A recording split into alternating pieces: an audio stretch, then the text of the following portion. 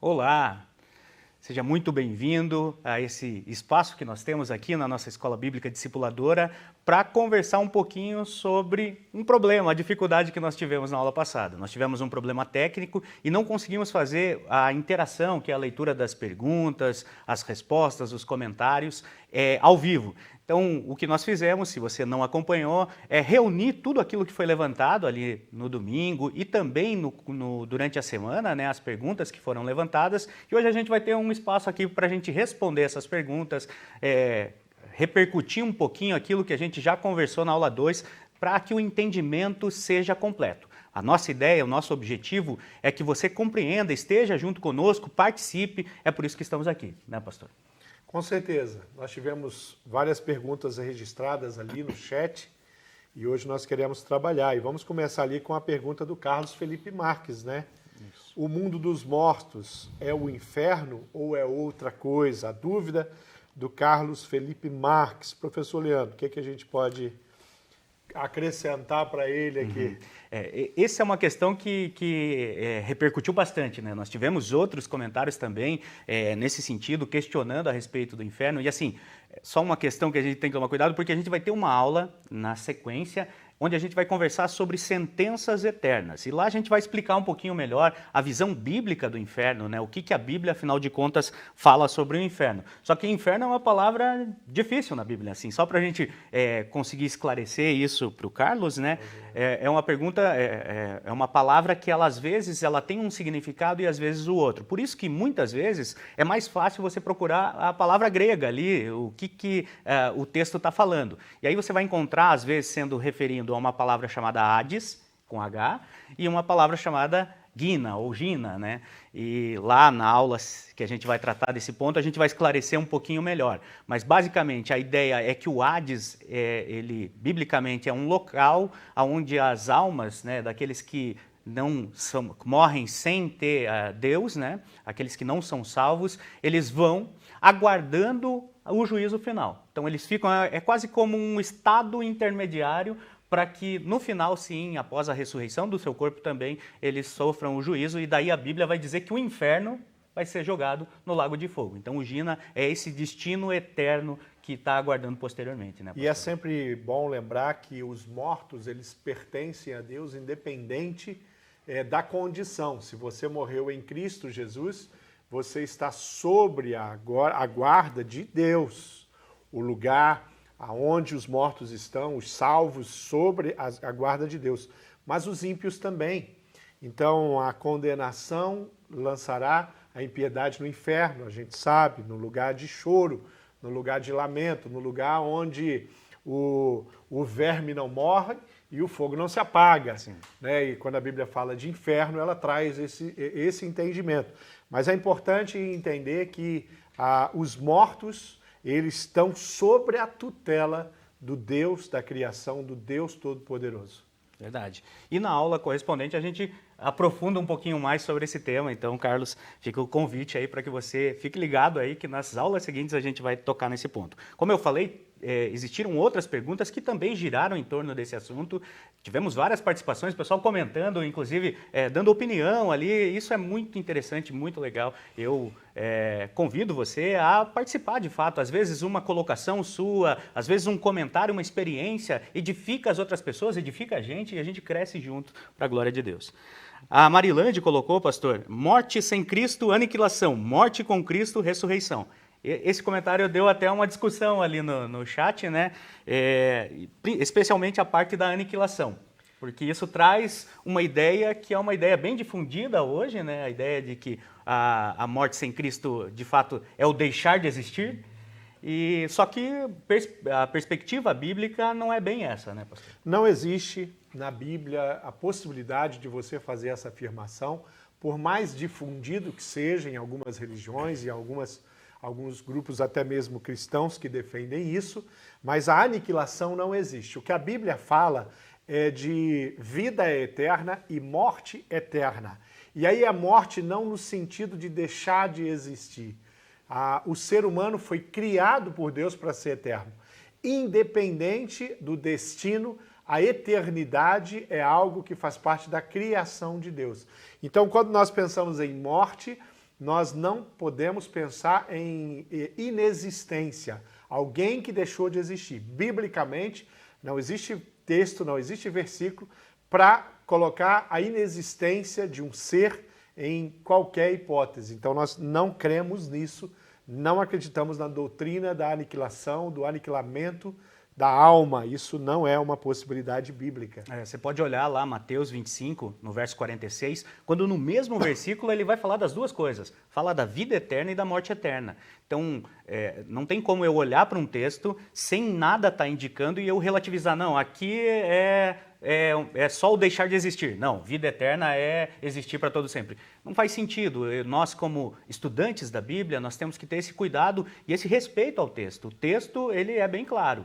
Tanto é vida eterna, ou seja, estar com Deus para todo sempre, como morte eterna, estar longe de Deus. E aí puxa aquela ideia que a gente conversou na aula, que morte é separação, né? A morte eterna é a separação definitiva de Deus. O que realmente faz o inferno é justamente você não estar em comunhão com Deus nesse lugar, que não foi criado para os homens, foi criado para Satanás. O inferno não foi criado para o ser humano. Para o ser humano, a Bíblia tem o plano de redenção. Lembra que você vai encontrar na Bíblia também a expressão sofrimento eterno. Sim, verdade. Indo então para a próxima pergunta, Cleo Marina colocou o seguinte: gostaria de entender Hades e seio de Abraão. Se morremos e estamos com Cristo, por que seio de Abraão como se fôssemos para Abraão e ficássemos lá até Cristo voltar? Ela está fazendo referência aqui a uma parábola que a gente conversou, inclusive, durante a aula. Pode ser que ela tenha mandado a pergunta antes da gente falar, né? Como o chat fica aberto, pode ser que a gente já tenha até tocado nesse ponto aqui. Mas só para esclarecer e não deixar nenhum tipo de dúvida, pastor, a gente pode falar um pouquinho mais ali sobre essa parábola de Lucas 16, né? Com certeza. Então, é importante entender a não literalidade desse texto. É importante entender que é uma parábola, é importante entender que é uma história criada para passar um princípio, para passar um conceito. A Bíblia fala que não há possibilidade de mortos e vivos conversarem, como o rico e Lázaro estão aqui dialogando.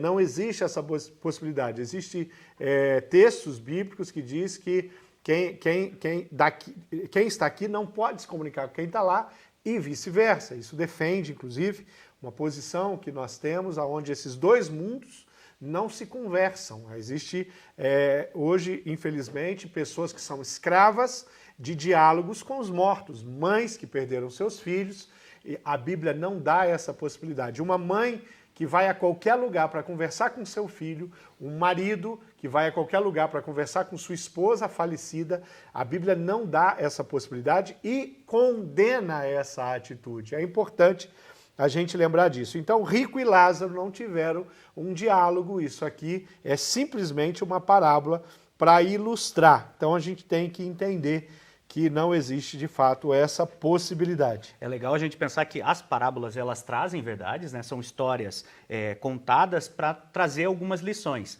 E essas lições, elas são reforçadas pela Escritura. Então, por exemplo, o pastor citou aqui a incomunicabilidade. Você tem outros textos, e até a gente mais para frente vai conversar sobre esses textos, que indicam essa impossibilidade de comunicação com pessoas mortas.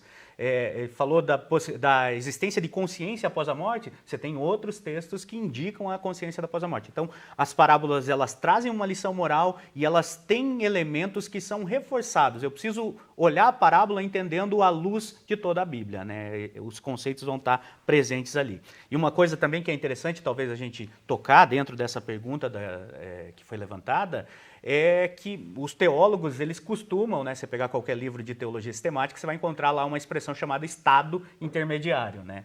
O estado intermediário, na verdade, não é um lugar. Não é que, como o pastor utiliza sempre essa figura, né? Eles não estão lá num grande galpão esperando o momento de aparecer de volta. Não. Estado intermediário... Não é uma sala de espera. Não, né? é uma sala de espera, antessala do trono, né? Não é isso.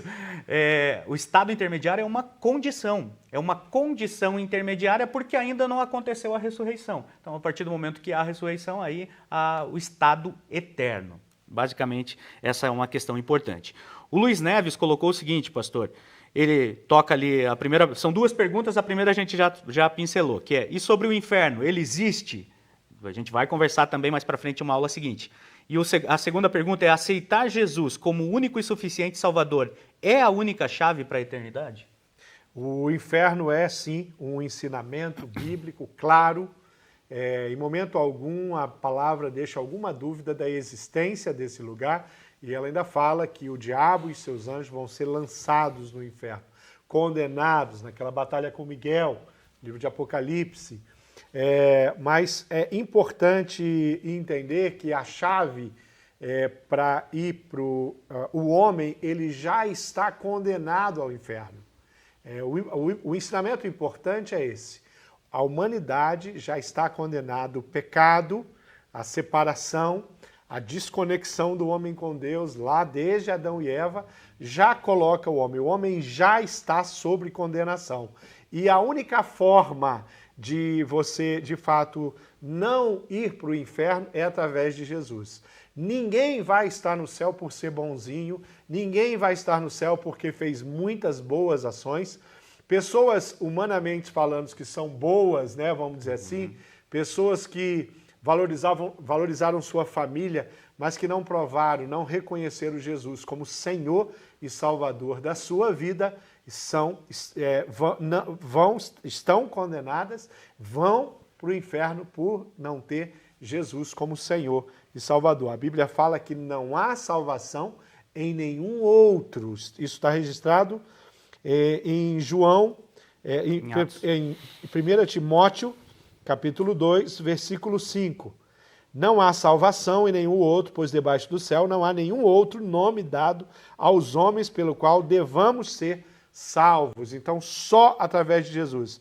Jesus é o único caminho, é o homem que liga, de fato, que é aquele que veio, rasgou o véu de separação na cruz do Calvário, ele garantiu isso. Verdade. Só uma questão, esse texto que o pastor citou está em Atos, né? Atos 4:12. Isso. Os outros textos ali você tem que trazem essa ideia também. João 14:6, ele falando que ele é o caminho, a verdade e a vida. Ele não há outro. Preparou o lugar para onde nós vamos. Pois é. Você tem, por exemplo, João 3:36, e daí tem a referência que o pastor citou também, que é 1 Timóteo 2:5 e muitas outras. Na verdade, a Bíblia aponta a exclusividade do sacrifício de Cristo para ser aceito por Deus. Então, por mais que a gente se esforce, sejamos boas pessoas, ainda assim o pecado está impregnado na gente. Paulo ele fala, né? Todos pecaram e destituídos estão da glória de Deus. E o único padrão que Deus aceita é o padrão da perfeição. Então, a perfeição é só com Jesus. É por isso que a mensagem de Jesus ela é exclusiva. A Luciana Abreu coloca o seguinte, pastor. Pastor, o que dizer daqueles que se batizam pelos mortos? Dizem que os mortos têm aula onde estão e que lá decidem se aceitam ou não a Cristo. Cabe isso, pastor? Não. A Bíblia diz: conhecereis a verdade vos libertará. A Bíblia diz: pecais por não conhecer a verdade. Qualquer pessoa, mesmo que não conheça tão profundamente a Bíblia, vai conseguir responder aqui, Luciana, com facilidade, essa impossibilidade. Qualquer relação, qualquer ação que eu faça envolvendo os mortos, ela não tem respaldo bíblico. Existem, claro, culturas, existem religiões que pregam e que falam coisas como essa aqui que você levanta. Existem pessoas que estão acendendo velas para iluminar o caminho dos mortos. Nada disso você vai encontrar nas Escrituras Sagradas, absolutamente nenhum. Não existe uma possibilidade. Essa semana eu estive com uma viúva que há 10 dias atrás perdeu seu marido, e ontem ela falou para mim: pastor, eu tenho orado muito pela vida dele. E eu pude gastar um tempo com ela explicando: você não deve orar pela vida dele, ele não precisa das suas orações mais. Precisou enquanto vivia, agora ele não precisa mais. O que você pode fazer nas suas orações é honrá-lo, a memória, agradecer pelos anos, pela família, pelos filhos que você teve com ele, agradecer pelo marido, por todas as coisas boas que vocês viveram junto durante o tempo que o Senhor permitiu. Mas não há possibilidade, você não vai ajudar o seu marido, porque agora ele está sob a guarda de Deus e não há nada que nós possamos contribuir, não existe absolutamente nada que eu possa fazer. Os mortos estão com Deus, pertencem a Deus. Não devemos nem julgá-los, né, professor? Sim, verdade.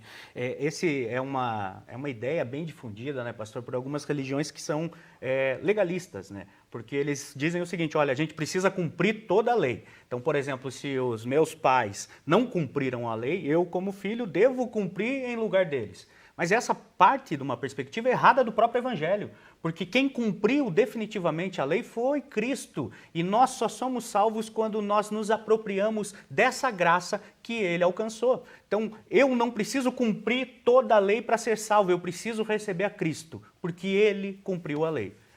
Quando nós estudamos a história de Lutero, uma das grandes tormentas de Lutero era com relação ao pai dele, um ébrio, um homem devasso, e que morre nessa vida, e Lutero ele começa um esforço muito grande para tentar comprar. Ele vai a Roma, inclusive, ele paga indulgências para garantir a salvação do pai dele que estava morto. Mas como Lutero mesmo ele é iluminado pela palavra, Lutero ele compreende a palavra e ele é um daqueles que vai se levantar contra a indulgência, que é esse pagamento para que eu receba perdão dos pecados, meus ou dos meus antepassados que morreram. É um grande absurdo, uma grande incoerência bíblica. Não existe isso na Bíblia. E Lutero, durante anos, ele é atormentado porque ele tinha a convicção de que o pai dele estava sofrendo no inferno e ele precisava fazer alguma coisa para tirar o pai do inferno. Olha só. Aí vai ter um choque de realidade quando ele encontra o Evangelho, né? Só para não deixar dúvidas, pessoal, é utilizado muitas vezes o texto de 1 Coríntios 15, 29, onde Paulo cita a questão dos mortos, né? Ele fala: se não há ressurreição, que farão aqueles que se batizam pelos mortos? Se não há, por que se batizam? Veja, Paulo ele não está de fato fazendo um juízo de valor, ele não fala nesse trecho aqui que ele não questiona essa prática e nem aprova. E muito menos ele ordena. Então, esse não é um ensino, Paulo de modo algum está fazendo um ensino a respeito de batismo pelos mortos, porque contraria exatamente o centro da mensagem dele, que é a mensagem da graça de Deus. Ele só está usando como um exemplo porque era uma prática conhecida daquelas pessoas que estavam ouvindo. Beleza? Eu acho que fechamos aí essa questão do batismo pelos mortos que a gente também tratou durante a aula.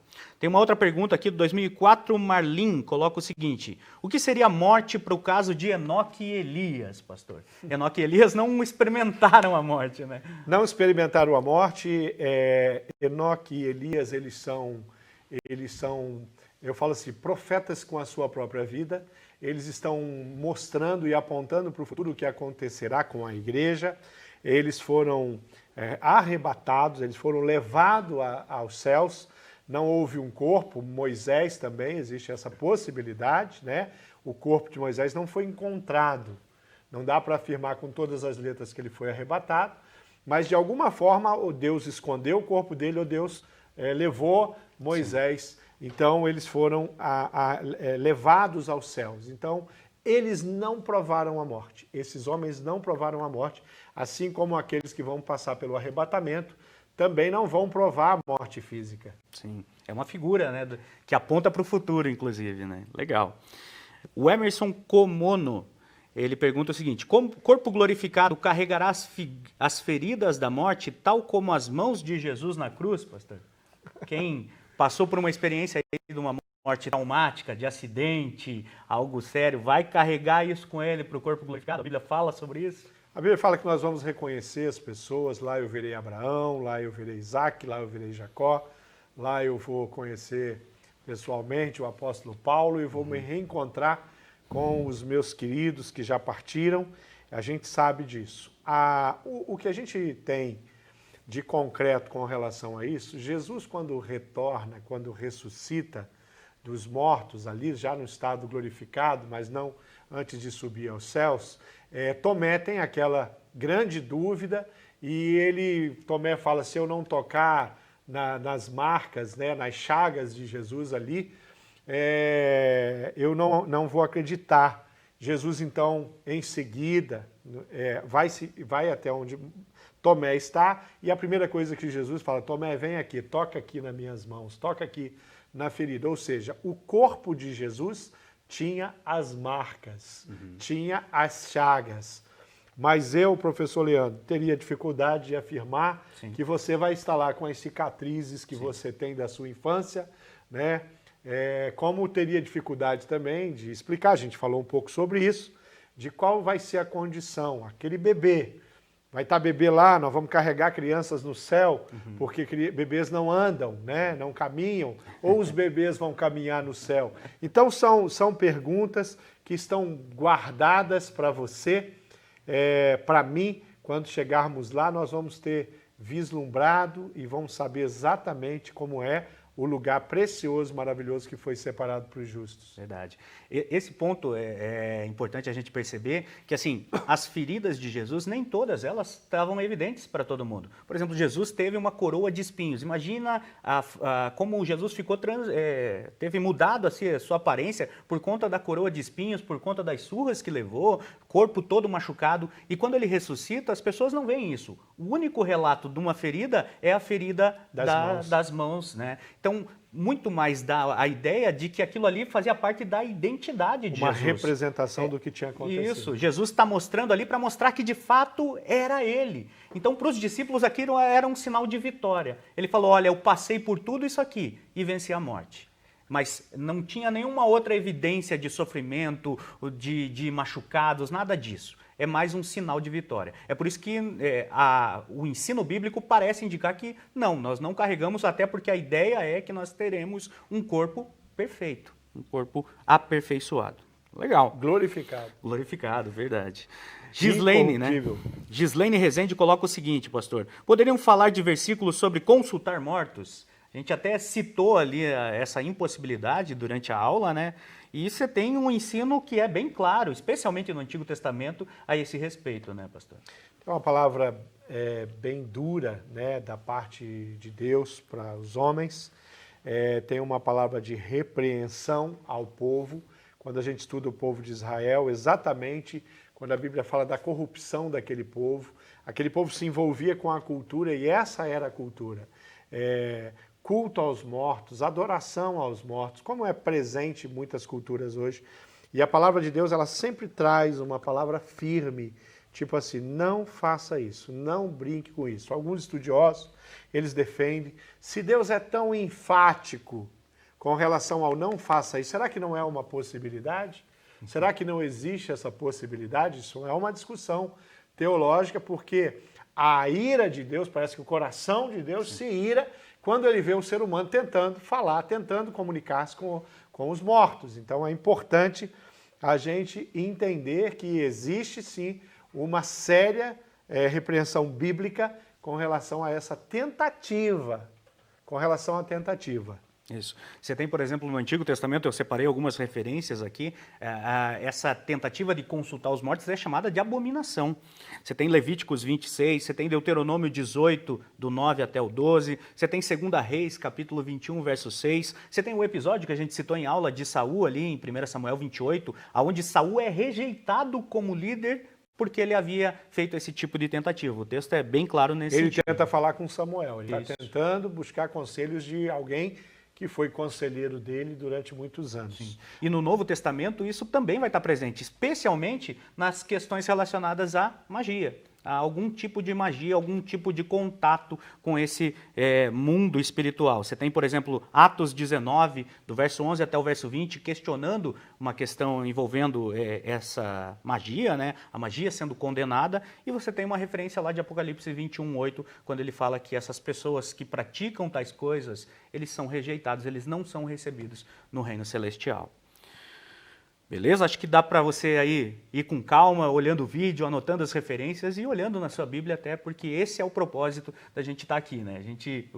A nossa ideia, a nossa intenção é que você se atenha ao que as Escrituras dizem. Próxima pergunta, pastor. Marilyn Taus. Ela coloca o seguinte, se existe essa visão do céu ou algo próximo à morte, também ocorre uma visão do inferno? Ela está fazendo referência aqui a um artigo que foi disponibilizado ali no grupo de WhatsApp, um artigo não, um capítulo de um livro, e no capítulo do livro o autor ele conta a respeito de pessoas que estavam se aproximando da morte e perceberam isso. E o autor vai fazer uma comparação entre pessoas que foram não salvas, que se perderam, e pessoas que tinham Cristo como Senhor, e a tranquilidade que eles tinham. Então, sobre essa possibilidade da pessoa perceber que o seu final está chegando, a pergunta dela é o seguinte: a pessoa ainda teria uma oportunidade de se arrepender e ser salvo reconhecendo Jesus nos últimos instantes? E aí ela coloca, pelos testemunhos, parece que as pessoas se acham arrependidas demais de terem levado uma vida longe de Deus, mas indignas demais para aceitar tamanha graça. É um fato, e o arrependimento é o único caminho para a salvação para o homem. O homem não alcança o favor do Senhor, a graça do Senhor, sem que ele reconheça isso. Existe no processo de salvação, nós temos fé e arrependimento, depois nós temos aí a justificação, a regeneração, a santificação e o último estágio, a glorificação. Mas o passo, aquilo que Deus colocou na mão do homem para que ele dê esse primeiro passo, convencido pelo Espírito Santo, tendo a sua realidade espiritual de alguma forma descortinada pelo Espírito Santo na mente, agora ele tem a possibilidade de fato de reconhecer e se arrepender dos seus pecados. E a misericórdia de Deus, ela não cessa.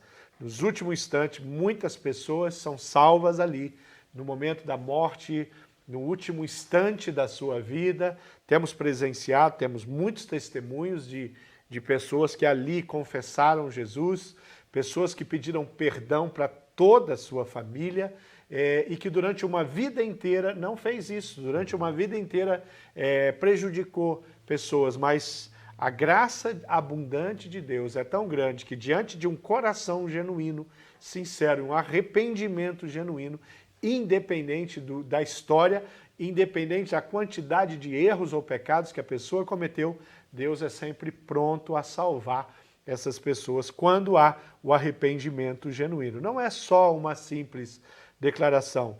João vai falar, 1 João vai falar, se com a tua boca confessar que Jesus é Senhor, com o seu coração crer que Cristo ressuscitou dentre os mortos, será salvo. Então, ou seja, não é só com a boca, não é só uma declaração, mas é com o coração e com o entendimento para que se alcance a salvação.